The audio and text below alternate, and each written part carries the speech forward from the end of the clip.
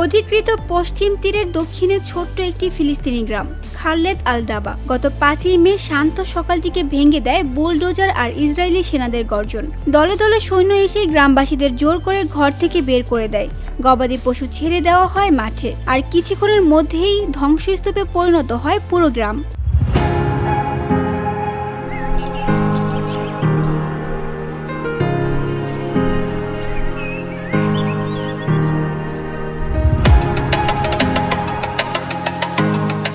আল জাজিরার তথ্য মতে চলতি বছর এ পর্যন্ত এ ধরনের 4টি ধ্বংসযজ্ঞ চালিয়েছে ইসরায়েলি বাহিনী।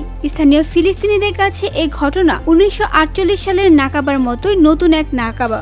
নারী ও শিশুরা ঘন্টার পর ঘন্টা জ্বলন্ত রোদে দাঁড়িয়ে চোখের সামনে দেখেছেন কিভাবে তাদের ঘরবাড়ি মাটির সঙ্গে মিশিয়ে দেওয়া হচ্ছে। বাস্তুচ্যুত পরিবারগুলো কেউ গুহায় আশ্রয় নিয়েছে, কেউ বা নাজুক তাঁবুতে কাটাচ্ছে দিনরাত। আর তীব্র গরম কিংবা শীত কিছু থেকেই রেহাই নেই তাদের।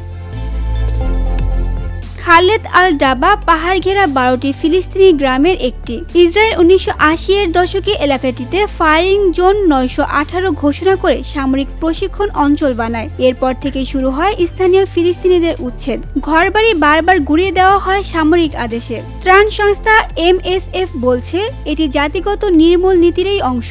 মূল লক্ষ্য ফিলিস্তিনিদের এলাকা থেকে সরিয়ে দেওয়া। VOD Bangla news desk.